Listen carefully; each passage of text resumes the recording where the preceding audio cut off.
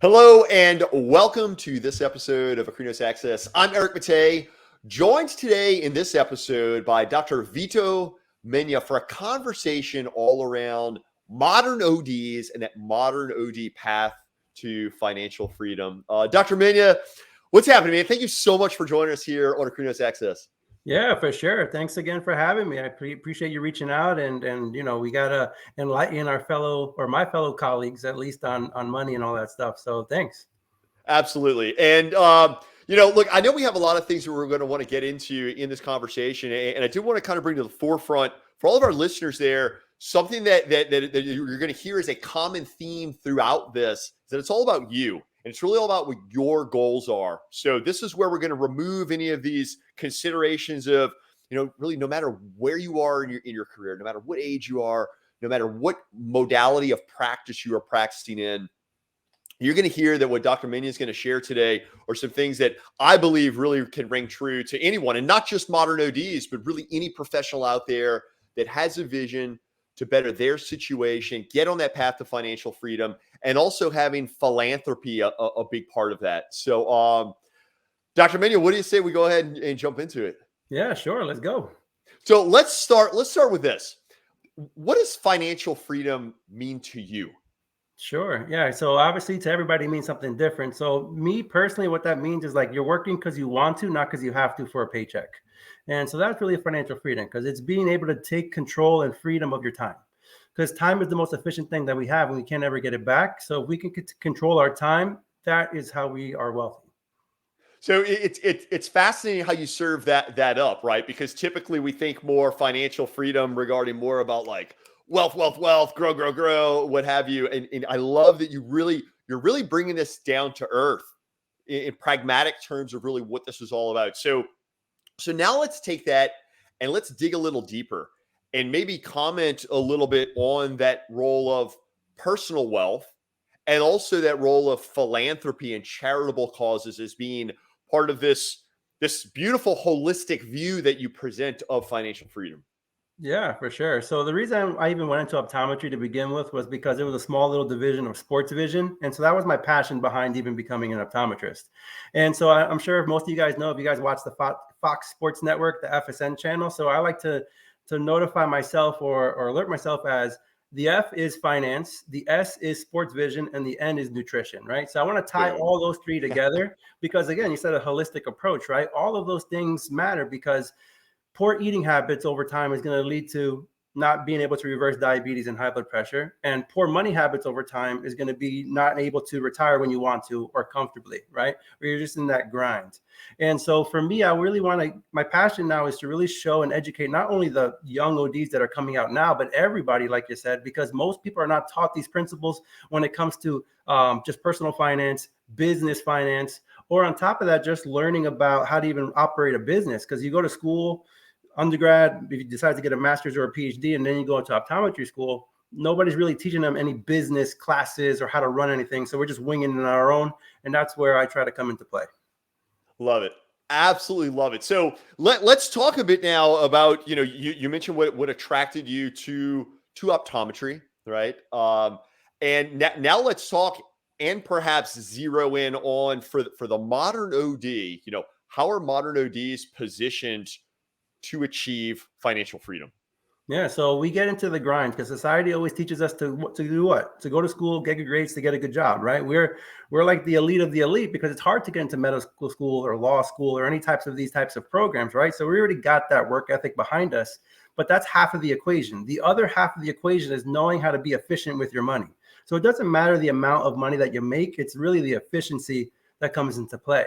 Right? Because Albert Einstein said that compounding interest is the 8th greatest wonder of the world. Those who understand it earn it, and those who don't lose it, right? So we want to be on the earning side. It doesn't matter what any financial advisor says. Compounding interest is your biggest friend if you understand how that works, right? Yeah. And so time, again, is our biggest asset because the younger we are, the more doublings we're going to have in our lifetime when it comes to investing. And so usually I'll ask people like, what is the best thing to invest in? And I'll wait to hear some answers.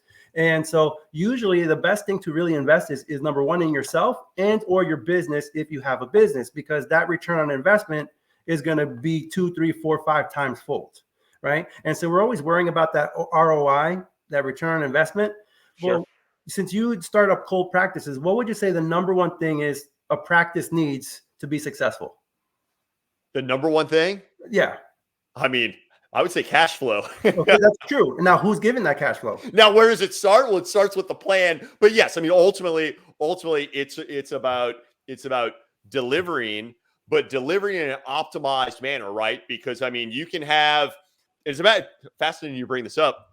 You know, the ever so touted $1 million practice. Well, what does that really mean? Because if you're $1 million practice, but 900 of that mill is going right out the door, as opposed to that $1 million practice where, you know, you're running a 46% profit margin, you know, net, then absolutely you're going to be in far better shape. So, yes. So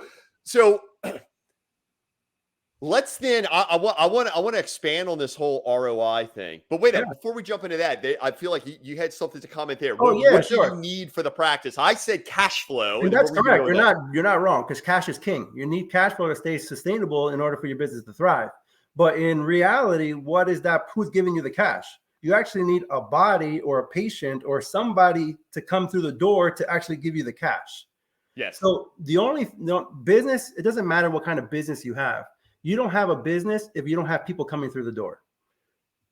So it's patience that is number one. Yes. So the biggest return on investment is your patience. So what does that mean? ROI, let's break that down. R, what does that stand for really? It's how relevant you are to what their needs are, all right? Maybe you specialize in a certain area, right? Whether it's sports vision, maybe it's dry eye management, maybe it's low vision, whatever it is. How relevant are you to that patient that's walking through the door? Yeah, right? Love it. Love it. O is your omnipresence, meaning how consistent are you with your marketing? How are you showing yourself, like you said, philanthropy? Are you going out into your communities and talking to the community like about the things that you do? Are you going to the school districts? Are you going into the YMCA? Are you offering all these things to your community so that you can now help other people, right? And then the last one is now the investments, right? So you have to invest not only for your practice, you got to invest in your staff, and you also got to invest with your patients as well. So that is your biggest bang for your buck, is how to actually treat the patient with care, because without them, you don't have a business. Absolutely. Yeah. Love it. So, okay. So talking about this whole ROI, return on investment, you mentioned something a moment ago regarding it's all about ROI. So it's a matter of starting early, right? This is the opportunity that new grads have, right? Starting early, you get that longer time horizon wherein there may be the opportunity for that money to double multiple times over. So why don't you kind of skin that back, and maybe let's start by talking about some of these just basic fundamentals for achieving financial freedom through the lens of the new grad, right? So think of those members of our audience that are perhaps new grads in their first 5 to 10 years after graduation. Perhaps they're still in optometry school. What are some of these basic fundamentals they should be aware of as far as getting on that path to financial freedom? Sure. Yeah. So a lot of times what I've noticed is that a lot of doctors, when they go out and practice wherever they practice at, whether it's corporate or private, a lot of times is they'll not put into their 401ks right away, just as an example, right? And sometimes if they give them a match, they might not even hit the match, right? And so those are opportunities where they're losing compounding interest, right? And it doesn't mean that 401k is the only thing that you can invest in. There's other types of investments. Remember, your best investment is in yourself, learning more, and also applying it to a business if you have that down the road. But there's other types of investments that exist out there. There's traditional and Roth IRAs. There's other types of investment vehicles that are not tax incentives. And so understanding those key principles is crucial, because again, time is your biggest asset. It doesn't mean that if you're 40 or 50 that now you're out of luck.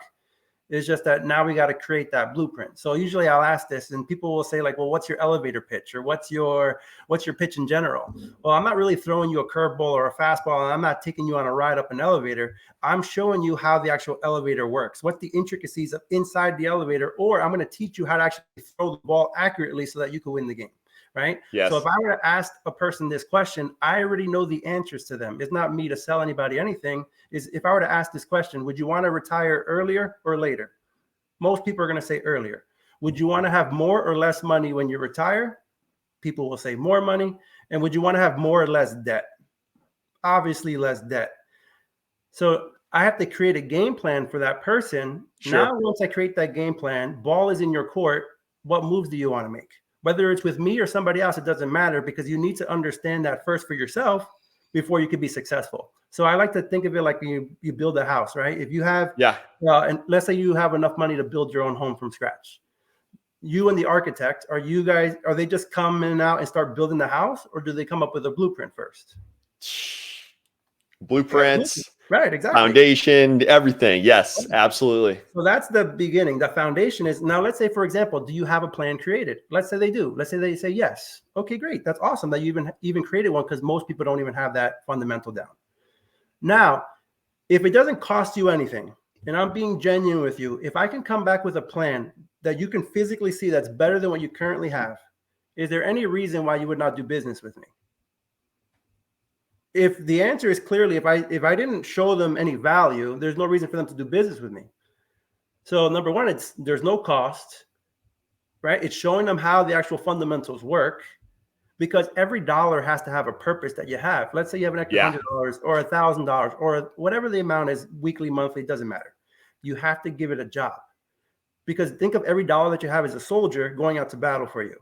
Sure. Most people are going to spend that dollar and let it waste, right? Inflation takes a toll on people, and most people are losing money when they just have money sitting in the bank, right? Sure. And so a lot of these people don't understand the tools, and it's not their fault. It's because society doesn't teach us those things. So it's really about, man, what I am hearing here. There are so many pearls you've dropped, right? I think here most recently being that every dollar serves a purchase, or serves a purpose, right? And being able to allocate that. And I really like it. It's refreshing to hear also how you said that it doesn't really matter what that amount is. It's having something, and having that something be purpose driven, and also tying back to, and I think really important thing that I think everyone should hold on to, is it's all about the ROI.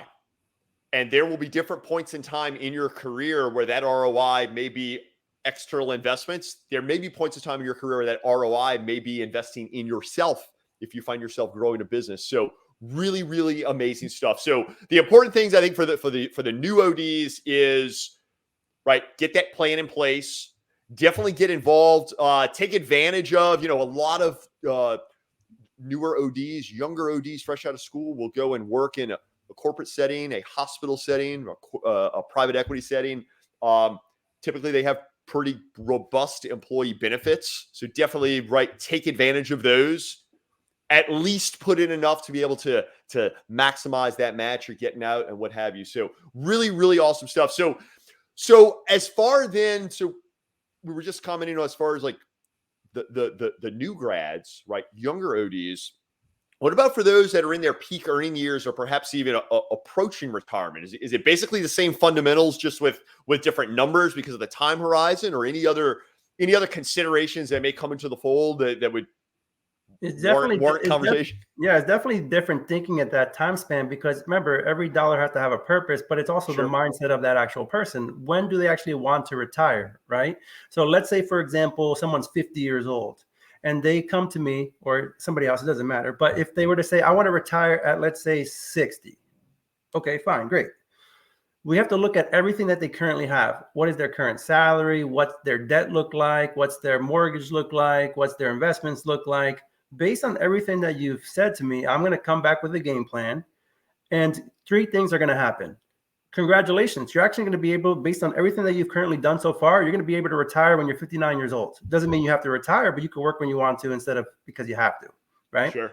Or you're not going to be able to retire until you're 67, which is the normal age of retirement. So you're like, all right, that's great. No, I'm on track. Or sorry, you're not going to be able to retire until you're 72, as an example. So now you got 2 options.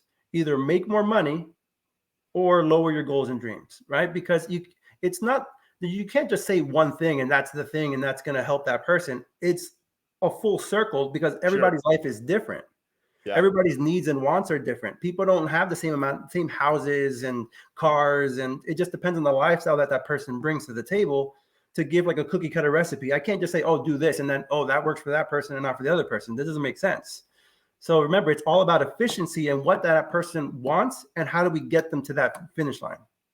Love it. Absolutely love it. So so now let's put it in context.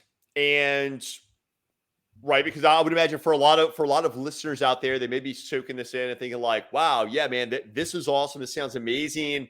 But then there is perhaps kind of this, where do I start? So what would you say for listeners out there, really regardless of where they are on the career path, what do you think is something that they could take back and implement tomorrow?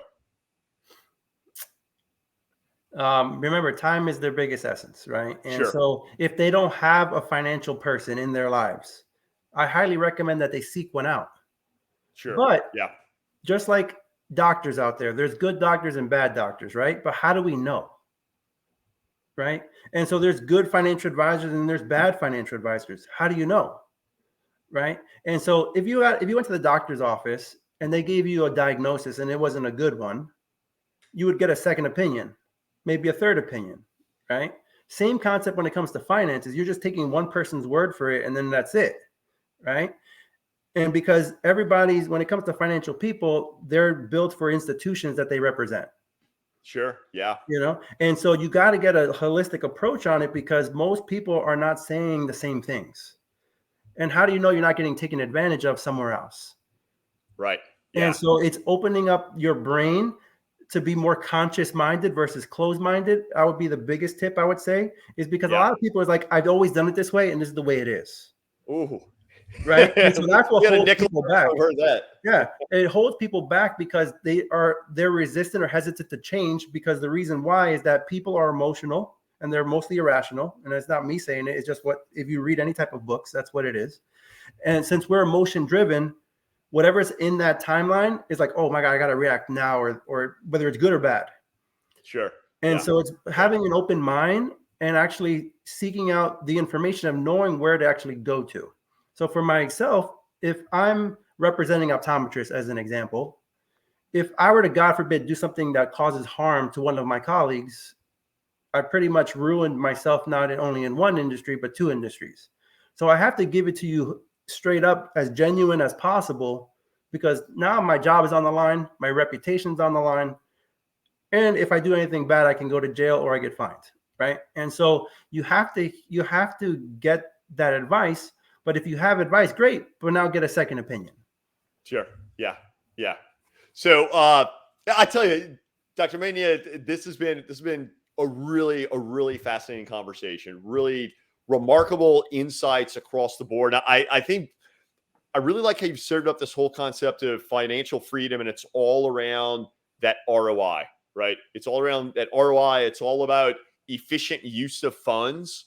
And I think a big key thing that I've heard around there also is for people to be proactive in this stuff, right? Be an active participant in your financial future, well right? said. So now tell us a little bit about yourself, about your background and what you're getting into now in. Yeah, for sure. So I'm Puerto Rican Ecuadorian. I grew up in Queens, New York since I was 10 years old, moved obviously with my family to New Jersey. And I went to undergrad at Seton Hall University. But before I started Seton Hall, as a senior in high school, I did a career connections class. And just long story short, they paired me with an optometrist because I took a survey and they said, what are the two traits that came out for me was either a photographer or an optometrist. So I was able to seek out an optometrist. I did it as a senior, as just once a week. They liked my work ethic. They hired me during the summer. And since I commuted from Seton Hall, all throughout undergrad, I worked at an optometry office. So the only job that I've ever known since I was 17 or 18 years old was optometry. About 2-3 years ago is when I actually got my actual licenses when it comes to finance, because the reason why I went to get those licenses is because, number one, what are students coming out with? Massive amounts of debt, student loans, right? And so that's what's triggering a lot of people are asking questions like, should I even go into optometry, right? And should I, because it's the debt is going to kill me, right? Should I choose a different career path? And so going back to Seton Hall, did my undergrad in biology, master's in microbiology. So remember sports and then health. Yeah. So Yeah. I do nutrition and then the finance. So they're all tied together. So that's a little bit of background about myself. So I try to call myself the finance OD because there's no other optometrists that we know of that have any financial licenses. And so you have to seek people with actual license, because how do you know if you're getting good or bad information? One YouTube video could say one thing, another one could say the other thing. Now, who do you listen to? Right. And so you have to open up that Absolutely. mind to like, okay, now I kind of understand. Right. So think of it logically. If I were to ask you to get an opinion on seeking an eye doctor, let's say you had an eye infection, right? Would you go see an eye doctor or an ophthalmologist? Would you see a general care practitioner, a regular MD, or would you go and see an anatomy teacher? Which one would you pick? I mean, presumably a specialist, someone that knows what they're looking at. Right. Exactly. Right. Why would we not go to the anatomy teacher? Because they don't really know the fundamentals about the eye. They know the anatomy of the eye, right? And there's people that are optometrists that are teaching people without any licenses. They're the teachers without any licenses, right? And so there's only two platforms out there for optometrists to turn to. There's ODs on Finance. That's one avenue. And number two is now on ODs on Facebook, there's a financial wealth group, which I'm a part of. Okay. Yeah. So now there's two platforms. So which one do you pick? The anatomy teacher or the one with actual physical licenses? Now the ball's in your court. You decide. How can folks get in touch with you, Dr. Mena? Yeah, they could always email me. My last name, Mena, MENA, then V as in Victor, ITT at gmail.com. Or if they want to, just text me. You could text me at any time, 201-575-1510. So 201-575-1510.